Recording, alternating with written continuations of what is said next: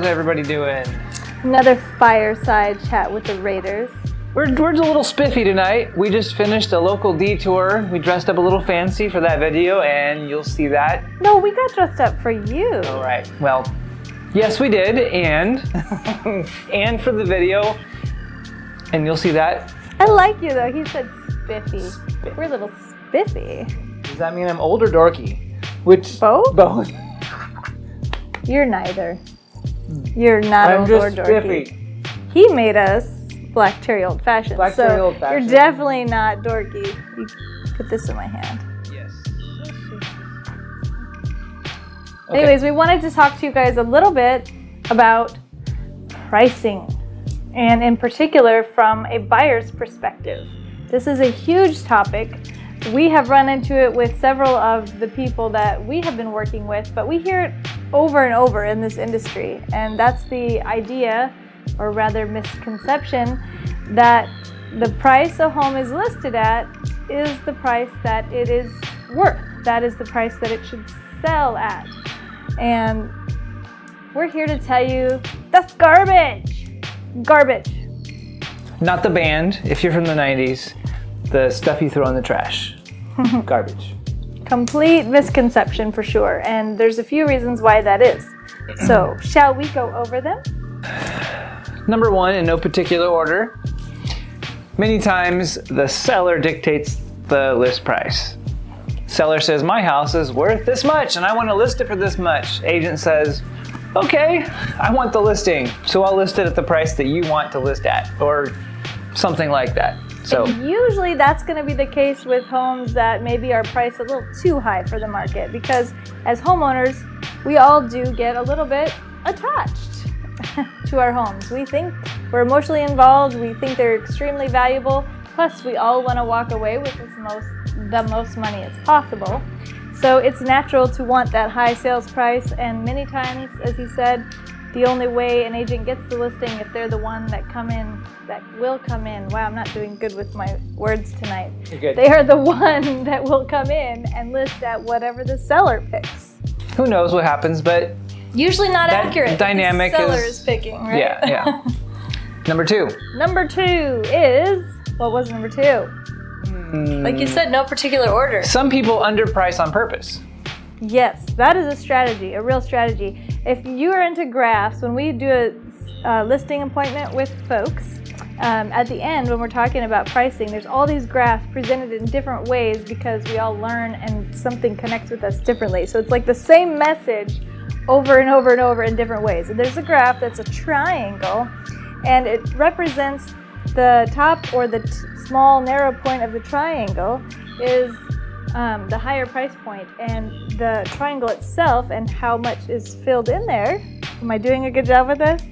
Very visual. are the amount of people that are going to be attracted to your home. So if at the higher price point, that triangle's smaller. It's a smaller group of people interested in that home. And the lower the price goes on that triangle down here where it's wider, you're getting more people interested. So we can cut that part of the video out if it stinks, but otherwise you'll get to see my little triangle thing. So the point is, you want to increase the attention that your listing gets, and the lower the price point, especially in a market like this where there are plenty of buyers and it's going to get attention, you're going to attract even more and generate that hype, as we like to say, to drive that price point up. Multiple offer situation, the dreaded bidding war that nobody wants to get into, but it's a reality right now. Sometimes a savvy listing agent will purposely underprice just a bit, trying to get as many offers going as possible, and you kind of get that thing going on, and then you end up with more. So it's sort of a ploy. Yeah. The next one is maybe an agent who knows what they're doing. There's some of us out there, and there's a lot of detail that goes into that market analysis, and they try to price the home as best they can at market value. And so some homes on the market will sell at or around the list price. Other one is an agent that doesn't know what they're doing, and so they're way off. Maybe they're from out of the area and they're not familiar with the dynamics locally. Who knows? But they just got it wrong.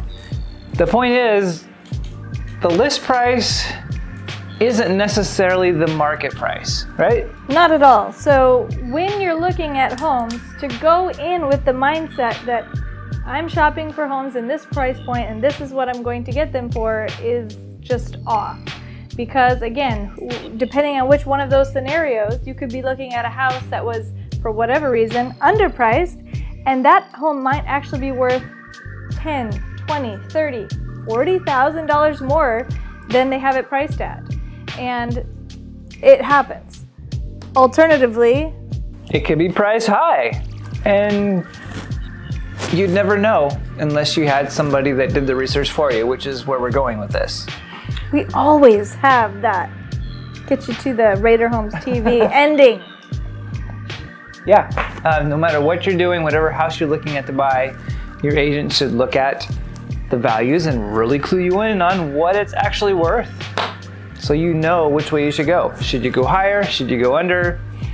And take a realistic look at what it's actually going to take to purchase that house in whatever market you're in. It can go both ways. Mm-hmm. So we are the ones that you want to have on board as part of your team. If you are a seller, we have the most thorough market analysis of any agent that I know. And that is by far because of her. I will give her the credit because, not that I don't help, but when it comes to that, I will brag that she works really hard and doesn't put a clock on how much time she'll take to do that for her buyers. I've actually been asked by a brokerage of over 100 real estate agents to teach a class on how to do a CMA because my approach is that good. If we're bragging. If we are. So I can get you that accurate market analysis. We can get you that. But also from a buyer's perspective, when we show homes, we always, before a person says, hey, go, let's put an offer, we would never just spout out a figure. We always would go and do some market research to make sure we can guide you as to whether we feel the market supports that the price is going to go higher, if it's maybe too high, or if it's just right. We do that before we work with you to create that winning offer. Is that it? I think we've gotten our message across thoroughly. So the moral of this story, ladies and gentlemen, is... Clue me in. What is it? What's the moral? The list price means... Diddly? Nothing! Diddly squat? What are some other words? I don't know. Some that come to mind aren't so nice. But zilch. It doesn't mean much. Zilch. Zero. Zip. Nada. Is that good? Do you need some more? Nothing. You get the picture. The list price means nothing. Nothing. Bye. Next time.